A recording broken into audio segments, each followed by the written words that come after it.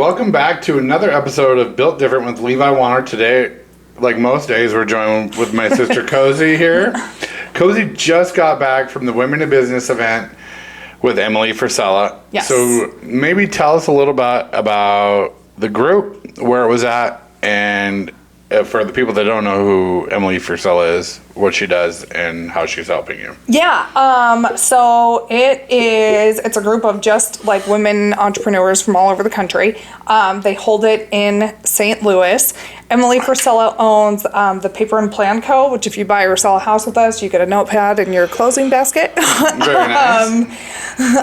But she runs a few businesses of her own, and then her husband is Andy Frisella, so I know she helps him like run Arte and all of that kind of stuff as well. Absolutely. And what kind of drew you to that group other than other groups that are out there? I've listened to, obviously, like the Andy Frisella podcast. You're in the Arte group. Correct. Which is, it feels very like masculine, but I like that, the same messaging, so it's just nice to have kind of like the woman's like perspective side of it. So this is your second time going. Yes. This time around, what was kind of the main thing that you were looking for going? Well, I'm also in, she has a group, it's like the Women in Business Academy that I'm in. So that is, it's like you get a call twice a month. You get like a one-on-one call with her, which is super cool. I am consistently working on leadership.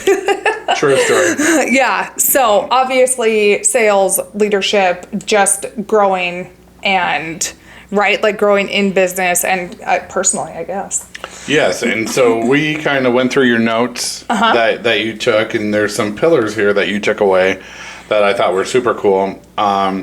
Let's start with the number one thing that I think you came back with is that momentum goes both ways. Yeah, which is huge, because just think about your life, right? Well, think about like 75 hard. Mm-hmm. You do 75 hard, you build that momentum, you're like losing weight, your business is growing, everything's like going really good, and it just keeps like getting bigger and bigger the longer you do it. On the flip side, if you're drinking running amok through Montana. Yes. You're that like, right? If you're pushing to like go win, your momentum will just grow, but if you slip, it's easy to fall back into it. We've all lost and gained the same weight 10 times. So. Yeah, and it's a good point because they're kind of like small hinges on big doors. Once they start going one direction, they're not going to stop unless you actively stop it. Right. Or keep pushing it. Right. So, because it's true though, you'll get like momentum like going really good to where you think like, oh, I can back off, and then it starts going the other way. You have to keep the pedal to the floor all the time. Then you go on vacation and then you're screwed. Then you go on vacation. Yes. And then the second thing that you said is don't stack your losses. Tell me about what you learned there. Yeah. So obviously, like you lose sometimes, right? But your goal is to not lose twice, or to even make it to where like you don't lose twice in the same week. Which I was like that one sat with me. Absolutely. So what does that stacking look like for you, and how do you stop it? Those from stacking up. You have to. You just have to get right back at it, is how you stop it from stacking up. I think I'm pretty good about if I do have a loss, I'm like mad about it for a little bit, but then I get over it and you just have to start over. Absolutely. And the key, like for me with both of those things is knowing how to put your foot on the brakes and reassess and pivot. And hit it hard. Yeah. And that's what the 75 Hard program is great for, because there's always another 30 days to get you back on track. Mm-hmm. Then the next thing that I really liked is, because this happens to us quite a bit. Okay. Is the people that are trying to copy your business style, your social media, everything that we do, since we, nobody wanted to copy us when we sucked. Right. And now that we've got the momentum and we're starting to climb the ranks, we're seeing a lot of copycats. Well, and I get mad, right? Like, how many times have you seen me get really mad if I see someone, like, copying my stuff, doing the same thing? But they kind of flipped my perspective there on that, too, because it said, like, if you're being copied, like, they can never duplicate you because they're not you. Right. But it was like, if you're getting copied, you need to push harder because they're chasing you. Right. And my favorite saying is this, is if people are trying to copy you, that they might have the recipe, but they don't have the sauce. Right. Because nobody can do or act or look or anything like we do. I'm not sure anybody really does. But if you don't have the sauce, you can't be copied. And we see it quite a bit. It is also, it means, for me, it's also... I kind of try to, I think, really strategic. Like in the building world, we're 6 months down the road, year down the road. So if you're copying what you're seeing on social media now, you're 6 months behind what we're strategically thinking. So you're always going to lag behind if you're copying somebody else. Well, and real estate is really kind of the same way, right? Even if it's like an existing home, like you're not getting paid for a minimum of 6 weeks. Absolutely. Right? Yeah. So it's like, yeah, you are always kind of planning way out in advance. And, like a lot of times in social media, like you are supposed to go look at like the top performing reels that are out there and then kind of emulate it. But I think it's important to get your own vibe. Yeah.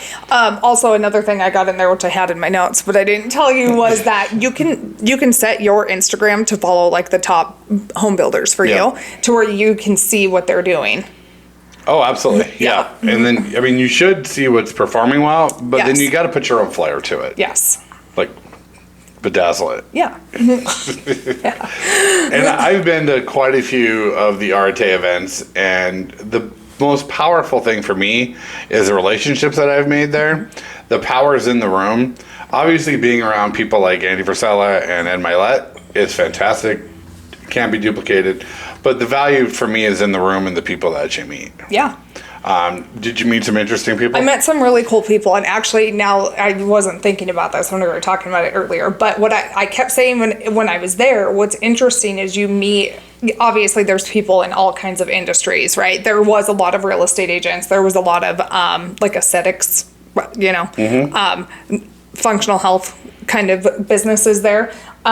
But even like tattoo artists and all kinds of things. Everybody deals with the same issue. It didn't matter like what industry, everybody had the same issues. Absolutely. Business is business. Locations are locations. It's kind of a pet peeve of mine when people are like, well, that doesn't work in my market. Right. Business is business, no matter if you're selling ice cream or if you're selling houses, which I love ice cream, and if you're selling I would be a hell of an ice cream salesman. The other thing that I thought was cool there was, the like meeting different people kind of thing. And I don't know if Arte does this, but at one point they had us like break into small groups, and she had questions, and then it was like one person said like, hey, what's your biggest struggle in your business right now? And then they had 6 or 7 people all brainstorming, helping them figure it out. Yeah, and it feels like everyone's dealing with the same problem. So like the first person goes, and they're like, yeah, me too. And then the next person, they're like, yeah, me too. Well, and that's just it. How am I dealing with the same issues in a real estate business as someone in a tattoo business? But they're the same. Absolutely. It was like, oh, we're dealing with the same shit. Absolutely. Yeah. Everybody is, and that it's a super powerful room to be in, and I love it that you're doing that. How important do you think self-development is for you? Oh, I think it's huge. So another thing I kind of with what we're dealing with right now is, I just said it. We're out here doing all these like self-development things, so we're kind of ahead of the game, and then you get like someone else kind of figured it out and is now going and telling other people. It's annoying because I put in the time to develop it. It's the copying thing. Yeah, absolutely. Right? Yep. It always comes back to that. And for me, it's great to surround yourself with people that are doing what you're doing, but then there's also people in the room that are way ahead of what you're doing. And I think it's important to not be the biggest fish in the small pond. And so I always want to strive to go after people doing follow and emulate people that are doing way more than me, not just because we're the big fish in the small pond. Oh, absolutely. To where there was a few people that I was like, should I be here? Like, you're killing it. And so yeah, it was super cool. Like, why are you talking to me? Yes. Yeah. But I've made great friends in the RTA. So what was so funny about it, I don't even know how they put it together, though. Levi made a friend in Arte, and then his wife reached out to me on social media because she saw that I was going, and she was like, hey, my husband knows your brother pretty well from Arte. She was like, I can't wait to connect with you there. And they're in Michigan. Yeah. And I've made a great friend in Kansas City and Florida, and there's just a Bozeman. Bozeman. Yeah, that was an interesting one. I'm like, I hope he's not a doucher. And now he's one of my best friends. So Levi gets there and they're all like, oh my God, there's another guy from Montana. You're from Montana. They're like, oh, there's another guy from Montana. I'm like, oh, great. But he wasn't a doucher. Oh my God. How big of a topic was AI? Huge. There was an entire session just on AI, to where a guy that's actually a part of Arte came in and taught. He basically tried to sell everybody on using AI because, right, it's always like AI is not going to take your job. Someone using AI is going to take your job. And then it was like, here's kind of like a step-by-step guide to getting started. That's cool. And from what I'm finding in my deep dive with Claudette, what's the name of my Claude? Levi's is a girl. Mine's a girl. And what's funny is when I talk to younger people, they kind of use it like as Google. Yes. And they're not like diving into the things that will save you time to let you do the important things. And that's what I'm trying to do, like manage my calendar, those kind of things that'll let me do the needle moving things, not just, make it automated and cheesy. Right. Yeah, it's crazy the stuff that you can have it do. I mean, you can, it takes some time to set it up, but you can basically make Claudette be your own personal assistant. That's what I'm working on. And I'm spending a lot of time doing it. To thread all of these things together, we're gonna stay in our own game. We're gonna play our own game. Not people can copy us. Keep your pace. Yes. And I think that's hard, and that's going to be the last thing I cover here that isn't from the Women in Business because it's my favorite Ed Milet theme. Don't get knocked off by a loss. Keep going after it. What is one thing that you're going to do different that you picked up from that conference or event?